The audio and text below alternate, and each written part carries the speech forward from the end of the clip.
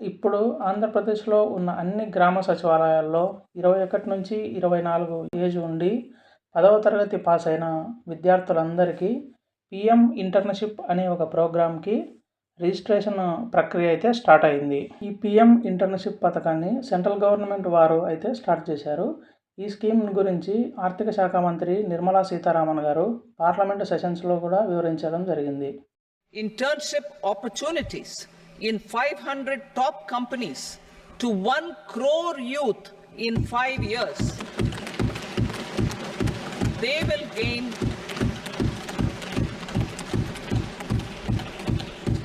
will gain exposure for 12 months to real life business environment, varied professions and employment opportunities.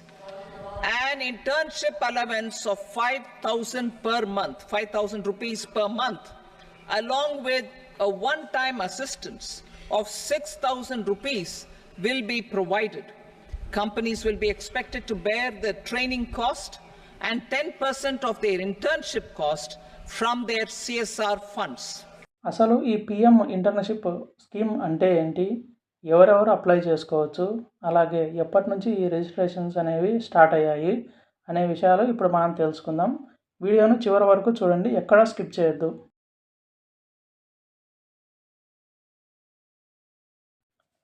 PM internship అంటే దేశంలో ఉన్న 1 కోటి మంది యువతకు 5 ఏళ్ల పాటు వివిధ కంపెనీల్లో డెవలప్మెంట్ స్కిల్స్‌ని ఇంప్రూవ్ చేసుకునే ఒక అవకాశాన్ని కల్పించడం.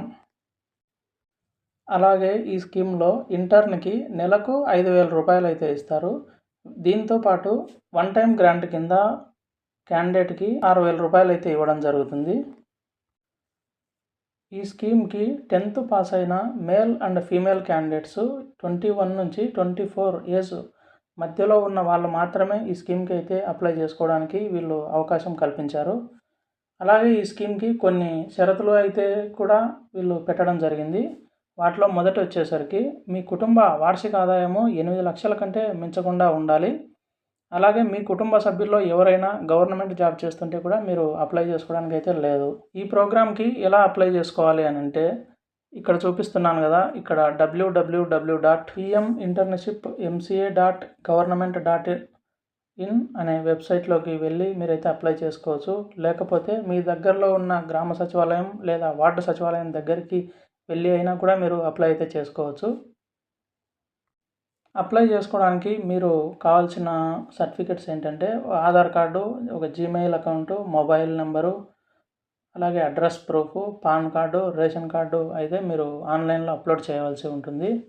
ఇంట్రెస్టెడ్ క్యాండిడేట్స్ ఎవరైతే ఉన్నారో వాళ్ళు అప్లై చేసుకుంటే మీరు చాలా కంపెనీల్లో, దేశంలో ఉన్న పెద్ద పెద్ద కంపెనీల్లో మీరు స్కిల్స్ను డెవలప్ చేసుకునే ఒక అవకాశాన్ని అయితే మీరు పొందిన వాళ్ళు అవుతారు.